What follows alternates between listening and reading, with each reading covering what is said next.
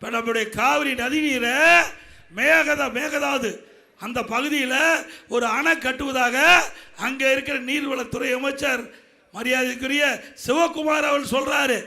அவரை கூட்டிட்டு வந்து பிரச்சாரம் பண்றாரு. அவரை கூட்டிட்டு வந்து தமிழ்நாட்டுக்கு எவ்வளவு பெரிய துரோகம் சிந்திச்சு பாருங்க. இவர்களுக்கு அதிகாரம் தான் முக்கியம், நாட்டு மக்கள் முக்கியம் அல்ல. ஆக செங்கல்பட்டில் நடக்கிற ஒரு நிகழ்ச்சியில் இன்னைக்கு கர்நாடகத்தில் இருக்கின்ற நீர்வளத்துறை அமைச்சரை இங்க அழைச்சிட்டு வந்து பிரச்சாரத்துக்கு ஈடுபடுத்தியிருக்கிறார். அவர் மேகதாது அணை கட்டிய தீர்வேன் என்று சொல்றார். மேகதாது அணையில கட்டிட்டா டெல்டா பாலைவனம் ஆயிரும். இப்படிப்பட்டவர்களுக்கு இந்த தேர்தலில் தகுந்த பாடத்தை பூட்டுவீர்களா? நல்லா சத்தமா சொல்லுங்க. எவ்வளவு கொடுமை!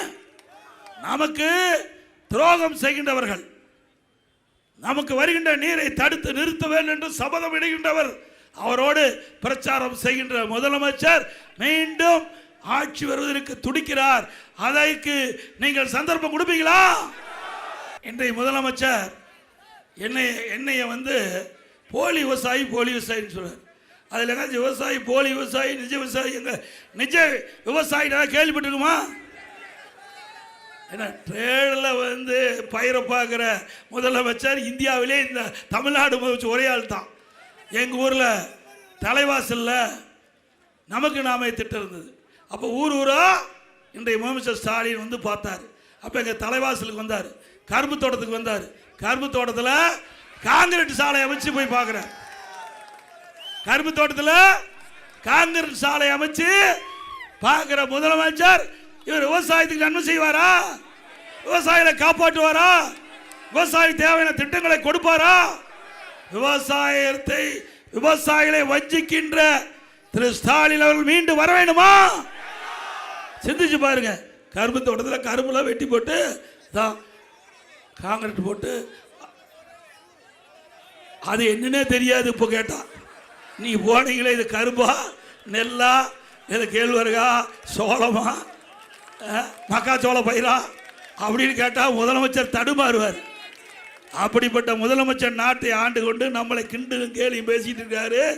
ஆக வருகின்ற சட்டமன்ற பொது தேர்தலில் நீங்கள் இவர்களுக்கு தகுந்த தண்டனை கொடுக்கப்பட வேண்டும். இன்றைக்கு இந்த ஆட்சி புரிகின்ற திமுக ஸ்டாலின் அவர்கள், அவரது மகன் உதயநிதி ஸ்டாலின், நாங்கள் எல்லாம் டெல்டாக்காரர்கள் என்கிறார்கள். அவர்கள் டெல்டாக்காரர்கள் உல்டாக்காரர்கள். இன்றைக்கு டெல்டா மக்கள் இங்கே நமது தேசிய ஜனநாயக கூட்டணிக்கு ஆதரவாக இங்கே திரண்டிருக்கிறார்கள். உறுதியாக இந்த முறை நீங்கள் நமது 8 தொகுதிகளிலும் வெற்றிக்கனியை நீங்கள் நமது தேசிய ஜனநாயக கூட்டணிக்கு பெற்றுத்தர வேண்டும். அது மட்டுமல்ல, இன்றைய தினம் இந்த மாவட்டத்தில் நல்லா உங்களுக்கு தெரியும், அதிமுக ஆட்சி இருக்கின்ற பொழுது இயற்கை சீற்றத்தால் பேரிடர் இந்த விவசாயிகள் பாதிச்சாங்க. உடனுக்குடன் வந்தோம், நிவாரணம் கொடுத்தோமா இல்லையா? ஒரே ஆண்டில் 2 முறை விவசாயியுடைய பயிர்க்கடன் தள்ளுபடி செய்த ஒரே அரசாங்கம் அதிமுக அரசாங்கம். அது மட்டும் இல்ல, போன வருஷம் மழையால விவசாயிகள் நிலங்கள் பாதிக்கப்பட்டு நெற்பயிர்கள் அழுகி போச்சு. அதை நேரடியாக வந்து முதலமைச்சர் பார்க்கல. இப்போ வேணா ஓடோடி வரையில ஓட்டுக்கு. இப்போ மக்கள் தேவை, ஓட்டுக்காக மக்களை தேடுகின்ற கட்சி தலைவர் திரு ஸ்டாலின். அன்றைக்கு ஏன் வந்து மக்களை பார்க்கல?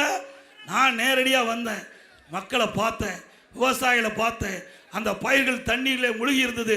அதுக்குள்ள நானே இறங்கி பயிர்களை பிடித்து அந்த பயிரை பிடுங்கி அழுகி போயிருந்து பார்த்தேன். அரசாங்கத்துக்கு ஒரு கோரிக்கை வச்சேன், பாதிக்கப்பட்ட விவசாயிக்கு தேவையான நிவாரணத்தை கொடுன்னு சொன்னேன். முழுமையாக கொடுக்கல. NTRF நிர்ணயிக்கப்பட்ட அந்த 17,500க்கு பதிலாக ஏற்கனவே இருக்கின்ற 13,500 STRF தான் கொடுத்தாங்க இந்த அரசாங்கம். அப்போ என்ன பண்ணார் முதலமைச்சர்? நான் வந்து அறிக்கை விட்டேனே, நம்மளுக்கு ஹோட்டல் இருக்கிற ட்ரேடு, அதில் பைத்தை வச்சு கொண்டாந்து காட்டுறாங்க. விவசாயி எவ்வளோ கேவலப்படுத்துகிறாங்க பாரு. ஏங்க, திரைப்படம் பார்க்கறதுக்கு 3 மணி நேரம் செலவு பண்ணுறாரு. இன்றைக்கு தேர்தல் வந்தால் உங்களுடைய ஓட்டுக்காக ஊர் ஊரா வந்து டீ கடையில் போய் டீ குடிக்கிறாரு. ஏன்? விவசாயிகள் பாதிக்கின்ற பொழுது, மழையால் பாதிக்கப்படுகின்ற பொழுது, விவசாய நிலங்கள் பாதிக்கப்படுகின்ற பொழுது, விவசாய பயிர் பாதிக்கின்ற பொழுது அதை பார்ப்பதற்கு இந்த முதலமைச்சருக்கு நேரம் இல்லை. ட்ரேடில் வச்சு அது என்ன பயிர்னு கூட தெரியாது. பாருங்கதான் காட்டுறாரு பாரு. இப்படிப்பட்ட முதலமைச்சர் நாட்டுக்கு தேவையா? விவசாயிகளை எப்படி ஏமாற்றாரு பாருங்க. இதை பார்த்துட்டு தான் இந்த இப்படிப்பட்ட முதலமைச்சர் நாட்டு ஆண்டா நாடு உருப்படியாகுமா? விவசாயம் செழிக்குமா? விவசாயிகள் வாழ முடியுமா? எங்க ட்ரேல வச்சு காட்டுறாரு, அதை பார்க்கிறாரு. டெல்டாக்காரன் சொன்னார். அந்த டெல்டாக்காரன் எங்க போனாரு? அதாவது இழப்பீடு கொடுக்க வேணும்ல. இதே 2017ஆம் ஆண்டு நான் முதலமைச்சர் பொறுப்பேற்கின்ற பொழுது கடுமையான வறட்சி, விவசாயிகள் பாதிக்கப்பட்டாங்க. விவசாயிகள் பயிர்கள் எல்லாம் கருகி போய்விட்டது. என்னுடைய கவனத்தை கொண்டு வந்த உடனே இந்தியாவிலேயே முதலாக வறட்சிக்கு நிவாரணம் கொடுத்த அரசாங்கம் அதிமுக அரசாங்கம். 2240 கோடி வறட்சிக்கு நிவாரணம் கொடுத்தோம்.